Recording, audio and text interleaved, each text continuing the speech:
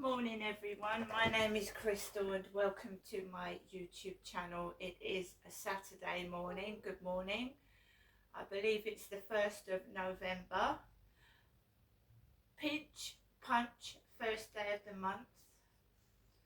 So, good morning everybody. Like I said, my name's Crystal. Thank you for watching my videos and thank you for subscribing. Thank you for your support.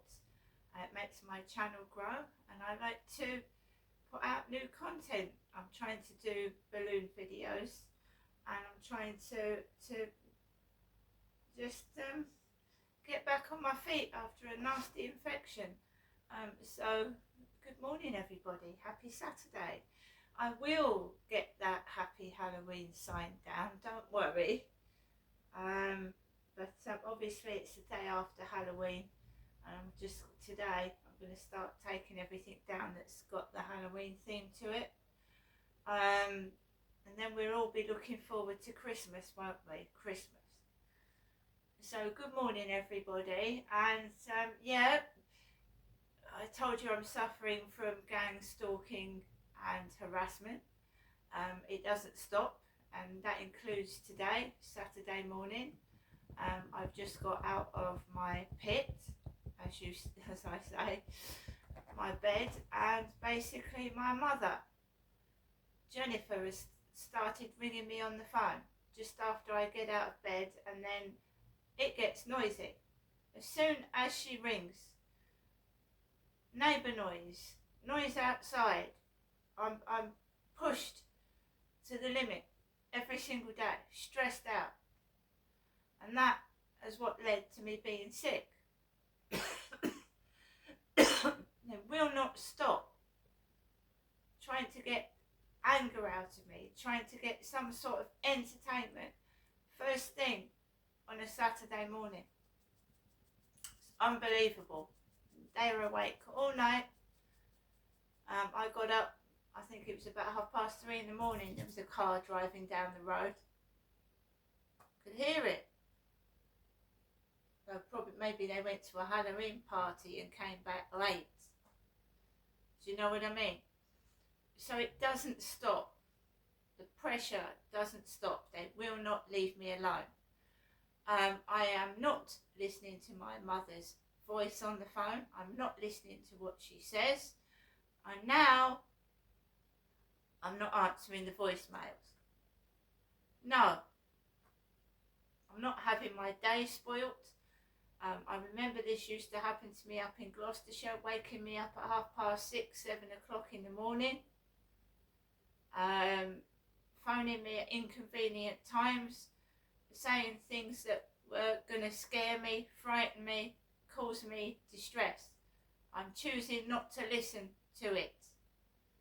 And no, I don't need the money. I don't need the snacks, the crisps, the sweets. I don't need my mother's interference. It's not the kind of motherly love where mums care about you. It isn't. It's jealousy, it's spitefulness, and it's cruelty. I didn't have a wonderful upbringing. I didn't enjoy my school life. And I didn't enjoy being at home with my parents when I was a young girl. I did not enjoy it. It was scary. It was neglectful. And I'm not lying. Even serial killers get old, you know. Ian Brady and Myra Hindley tortured children. And they even force-fed Ian Brady in hospital, and he'd killed pets and killed children and raped them. And they force-fed him to eat Ian Brady. Because I remember that. The Moors murderers. Right? I'm a victim. Virginia Giuffre was a victim. She committed suicide because of what she went through. I don't know if they offered her support. I don't know why she killed herself. But a lot of victims of sexual abuse do. Or they resort to drugs or drink or get involved in crime and end up in prison. I've been battling this since I was 10 years old, maybe younger. A violent father who sexually abused me, and I'm not getting any support. No. So you battle on by yourself, and it's very difficult. There's even celebrities that have been sexually abused and end up the same way.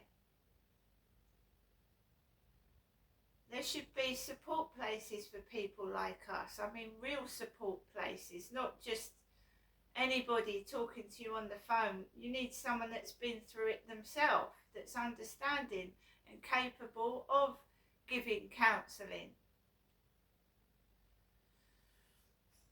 So, you end up, I relive it every day, every time I go outside. I don't know if other people feel this way, but every time I go outside, I relive some of what I've gone through. Something reminds me of it, and it's like PTSD as well. And where I've been living is not ideal. Where I'm living right now is not ideal, but I'm a strong person and I am battling this myself on my own, because some people are treating it like a joke.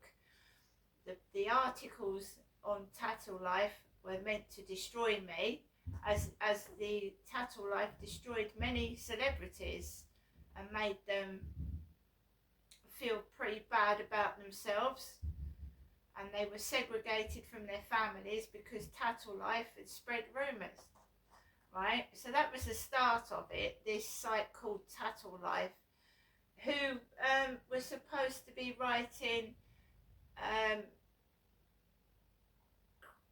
going through YouTube and influencers. And at that time, I was a small channel, not really big, just explaining to people what I'd been through, and they were making fun of sexual abuse, making fun of me, calling me a liar. And it did reach members of my family because someone told me about this site called Tattle Life. That's how I found out about it. So those people out there that think I haven't got anybody, I have, because someone told me about that site that was online about myself, and I instantly phoned the police, which I hoped helped to bring that site down. And when TikTok first started on me years ago, I called the police on them. Because if someone doesn't stand up to this, it will carry on. And I am a strong person. They keep giving me the Samaritan's number as if I feel suicidal. Even the bank, my own bank, Barclays, giving me the Samaritan's phone number. As if they think you're suicidal. Because I think that's what originally the Samaritans was set up for. People that felt they were so bad they were going to commit suicide, kill themselves. And the police in Gloucestershire, the police in Gloucestershire, the same, It's always been the police. It started with the police. Bogus police, and my father had relatives in the police force. My dad did. When I went into a women's refuge, they said to me, you know, I think you're being harassed by two sets of people here. It seems like it's more than one. So that's when this lady at the domestic violence refuge told me to write a diary of the sexual abuse and what was going on, because she thought it was my dad and someone else, maybe someone else as well. So unfortunately, she said, you've got more than one person attacking you. So I started writing down my domestic violence in a diary. And that's how the diary and the journal came about, not for fun and stealing it, but to log down violence against myself and sexual abuse. It wasn't a fun thing. That's not how it started. Like going down my journal and reading it and thinking it's funny what I've been through. They're sick. They're sick individuals. Very ill people that do that kind of thing. Go down someone's journal and make their life worse. Laugh at it. And all these television programs I've been watching lately. I was sat down Halloween night yesterday by myself, as I usually am, because gang stalking victims are usually on their own, because they get isolated, because I don't know about anybody else who's a victim. I'm a sex toy, you know. And yesterday I got punished because I blocked one of them for saying something about my legs. And when you don't conform, don't give them photographs, don't do what they say, they get very spiteful. And they don't like it when you're all dressed up nice. They want you to look all messy and horrible. Because that's what they are. They're dirty, they're messy, they're horrible. So they try and make you like them. They're filthy. Not only in the minds, but in the whole attitude of them. So when I was all nicely dressed up yesterday, they didn't like it. They started attacking my body. Right? So last night I decided to watch this film on Amazon Prime, yeah? And basically it was like a mock-up of what serial killers filming what they were doing while they were going out on the streets picking victims up, yeah? So this serial killer, you know, bald-headed man and this blonde woman, right, were taping in the car, bringing victims back to their home and what they were doing to them. And the guy, you know, it was just too close for comfort for me. So they got into a car and they were looking for a threesome, 2 girls and a bloke. So they were going to film them having sex, and they were going to film them killing them. Snuff movie. So there's a couple of serial killers filming snuff movies, going in to find victims in America, bring them back, and kill them in front of the camera. So they found 2 female victims and a fella, and they brought them back to the flat, plied them with drink. Yeah, one of them asked if they had weed. She went, no, we've got no weed, you can have it after we give you your money. They had no intention of giving them 500 quid or $500. So one of them was called Crystal, and she was 17, Crystal. And he said, oh, I like the thin one and the fella, but Crystal, like, she's fat. So when he was abusing Crystal, this bald-headed guy, he was calling her Piggy. Come on, Piggy, come. Kick it, like bashing her head in and calling her Piggy. Piggy.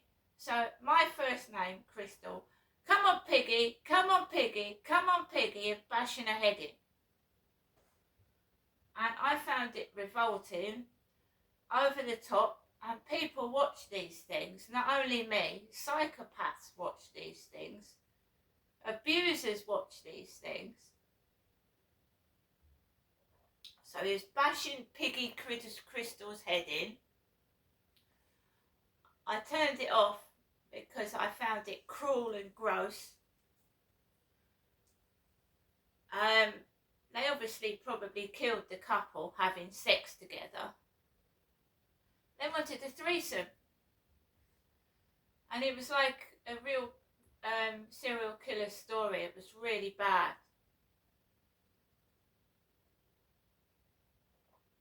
I do believe in some cases where there are psychos watching films like that, they get ideas from it. I do. There's a lot of cases that are linked to people watching violent films, playing violent computer games that go on to murder. There is a link with it, and I found that film disturbing. Especially when you are naming people, because it sticks in people's minds. And people watch that, Crystal, and that's my name. Crystal's fat, he bashed her head in.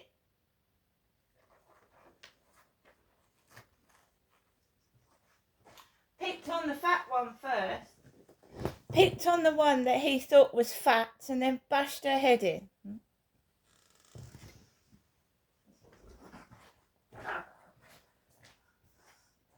Now that was made in America. That was made in America. Yeah? Made in America. This place is a very violent world at the moment. It's violent. And that's just encouraging violence, in my opinion. That's my opinion. I found it disturbing. I really did. I watched it because I thought it was going to be a documentary, but I actually turned it off because I couldn't watch it anymore. And they say if you don't like something, switch it off. I switched it off and I didn't watch any more of it. It was too real for comfort.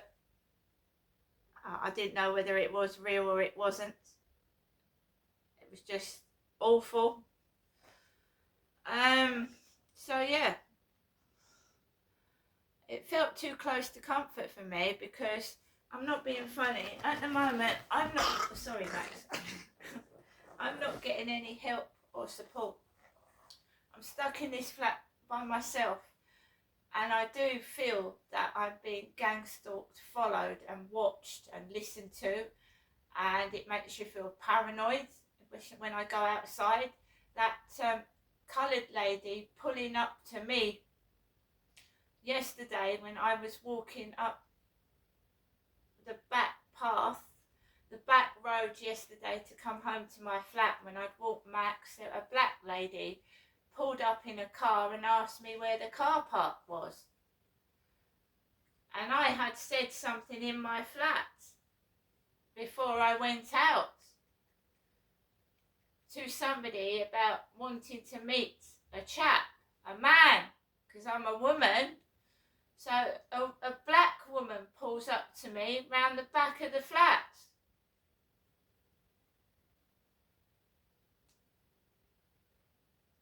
Charlie's trying to help me find a dating site with a man. And my mum keeps, this is why I don't want to listen to my mother's voicemails or go up there. She says things. My father, Derek, lived next to Veronica, a black woman who went around in a hooded coat and gloves.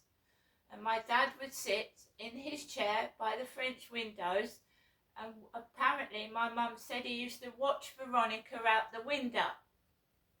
He had a thing for Veronica. She also said my dad had a thing for lots of women. But I'm not my father Derek, am I? So strange black women pulling up in cars to me. They're sick. Sick. Playing games. My mum, every time I went up there, she kept talking about my father Derek fancying all the women and possibly men as well. And my mum's caused this. My mother. That's why I'm not talking to her anymore. I don't want to hear it. I don't want to hear what she's got to say. I don't want to sit there for hours, her going on about my father either. He's dead. Gone. That's it. He didn't apologise for what he did to me. She's not going to apologise either, or accept the fact that while I was up there. She knew what he was doing and was part of it. I don't want to know.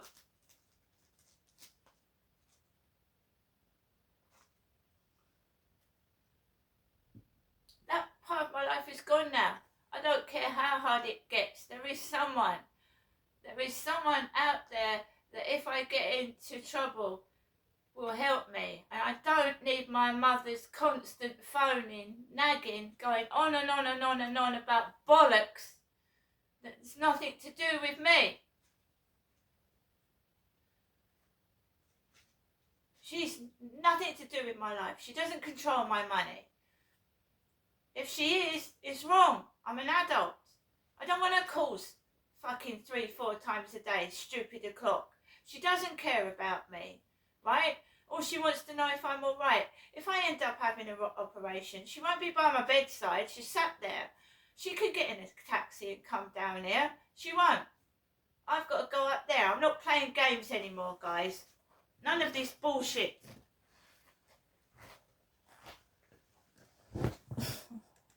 I'm not having none of this bullshit anymore. I'm a grown adult. She's got no rights over my money, nothing. And if she's interfering, it's against the law. You've heard of child actors and actresses and parents taking the money.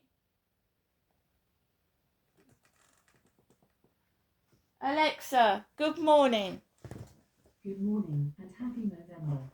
This month is dedicated to growing a goatee, walrus or handlebar tash, in aid of men's health. Why not ask me to rate your moustache? Alexa, I'm a woman. I don't have a moustache. Alexa, did you hear me? I don't have a moustache. I'm a woman. Thanks for letting me know. Alexa, what's the time, please? Good morning, Crystal. It's 8:48 a.m. Alexa, what's the date today? It's Saturday, the 1st of November. So Alexa, pinch punch, first day of the month. Alexa, what's the weather in Rochester? Right now in Rochester, England, it's 13 degrees Celsius with mostly cloudy skies. Today's forecast has rainy weather, with a high of 15 degrees and a low of 7 degrees. Alexa, can you tell me a joke? Waiter, this egg is bad. Don't blame me, sir. I only laid the table. Alexa, which celebrity was born on this day? Celebrities born on the 1st of November include Toni Collette, Tim Cook, Jenny McCarthy Wahlberg, Anthony Kiedis, and Aishwarya Rai Bachchan. So guys, I'm sorry it's a serious note this morning, but as soon as I get up out of my bed, my mother is calling me, and I'm not having what happened in Gloucester repeated down here.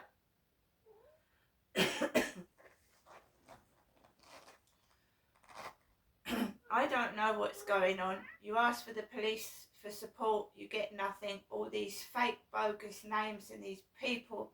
I thought I was ringing the housing. Yeah? Don't play games with me.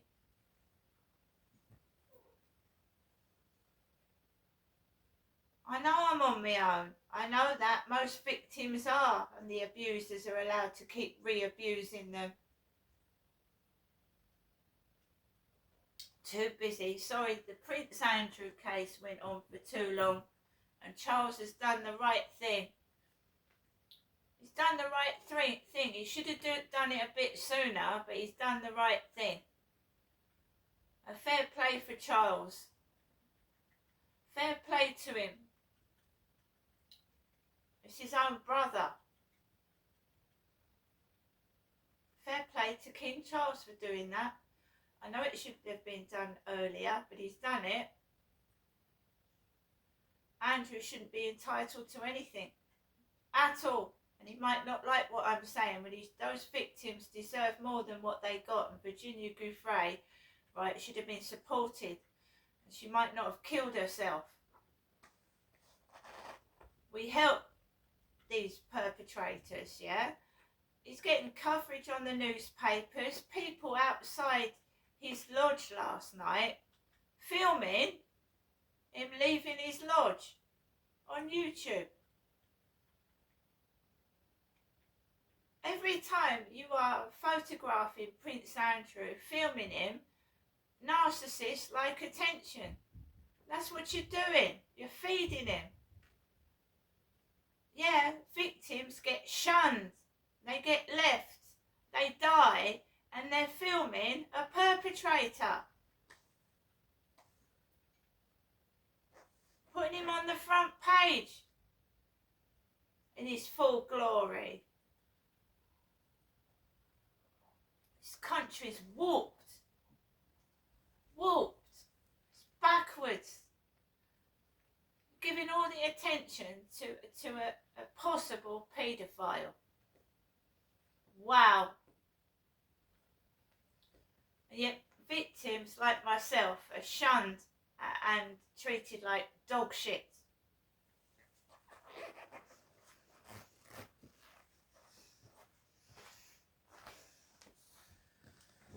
I'm going to carry on what I'm doing, and I hope I'm helping more people get through and able to talk about what they're going through. It is hard. You know, it's very hard. I remember what happened to me in Gloucestershire, yeah? And turning my pain into entertainment, watching me screaming, crying, needing help and leaving me. I'll never forget it. Never in a fucking million years will I forget what happened to me in Gloucestershire. See you later.